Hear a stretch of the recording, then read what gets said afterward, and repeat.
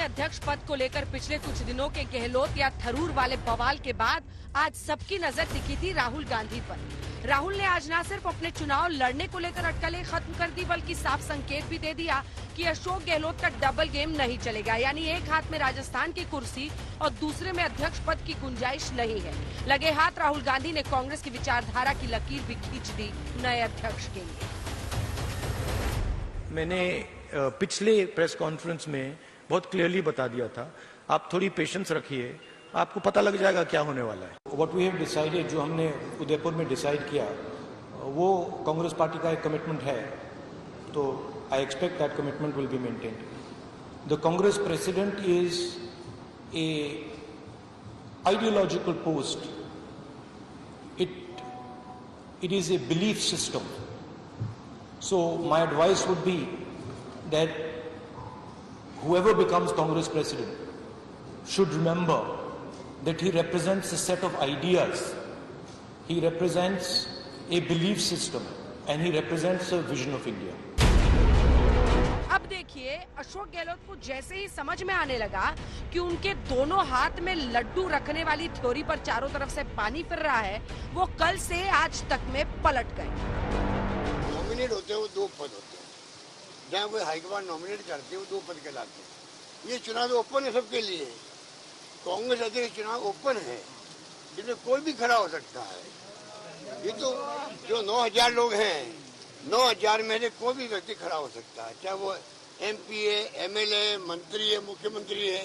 कल वो कहते कि राज्य का मंत्री मैं खड़ा होना चाहता हूँ, तो वो हो सकता है, वो मंत्री भी रह सकता है और कांग्रेस अध्यक्ष भी बन सकता है। कोई प्रॉब्लम नहीं है।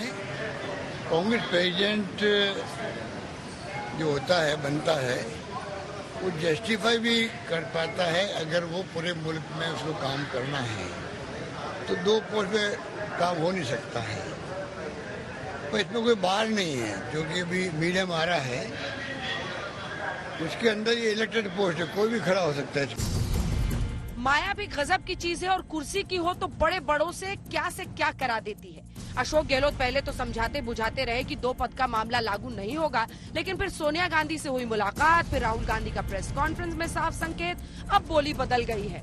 और तो और दिग्विजय सिंह ने यहाँ तक कह दिया कि एक पद छोड़ना पड़ेगा और अगर ऐसा होता है तो मौका सचिन पायलट को मिल सकता है। पूरा अधिकार है हर व्यक्ति को चुनाव लड़ने का। PCC डेलीगेट अगर है तो उनको अधिकार है चुनाव लड़ने का। अगर नॉन गांधी अध्यक्ष बनता है तो गांधी परिवार की फिर क्या भूमिका होगी सर? वही होती है और होगी जो आज तक रही है। हालांकि अशोक गहलोत इस बात से राहत की सांस ले सकते हैं कि राजस्थान की कुर्सी जाती भी है तो कांग्रेस पार्टी में चारों तरफ से उनके अध्यक्ष बनने को लेकर आवाजें उठ रही हैं। पहले से ही सचिन पायलट भारत जोड़ो यात्रा में राहुल गांधी के साथ शामिल हो चुके थे। कांग्रेस प्रवक्ता गौरव वल्लभ ने ट्वीट किया, एक तरफ कार्यकर्ताओं व जमीन से जुड़े हुए श्री अशोक गहलोत जी, जिन्हें 3 बार केंद्रीय मंत्री, 3 बार मुख्यमंत्री, 5 बार सांसद, 5 बार विधायक रहने का अनुभव हो, जिन्होंने सीधी टक्कर में मोदी शाह को पटकनी दी हो, जिनका 45 वर्ष का निष्कलंक राजनीतिक जीवन हो। वहीं दूसरी तरफ श्री शशि थरूर साहब हैं, जिनका पिछले 8 वर्षों में पार्टी के लिए एक ही प्रमुख योगदान है, कांग्रेस अध्यक्षा सोनिया गांधी जी को तब चिट्ठियां भेजी जब वो अस्पताल में भर्ती थी। इस कृत्य ने मेरे जैसे पार्टी के करोड़ों कार्यकर्ताओं को पीड़ा पहुंचाई। चयन बहुत सरल और स्पष्ट है। हालांकि गौरव ये कह रहे हैं कि इस थ्रेड के सारे ट्वीट कांग्रेस के कार्यकर्ता के रूप में है, न कि प्रवक्ता के रूप में, लेकिन संकेत साफ है। गहलोत के लिए अध्यक्ष पद का रास्ता साफ होता जा रहा है, लेकिन शर्त यह है कि राजस्थान की कुर्सी छोड़नी होगी और पायलट का रास्ता बन सकता है।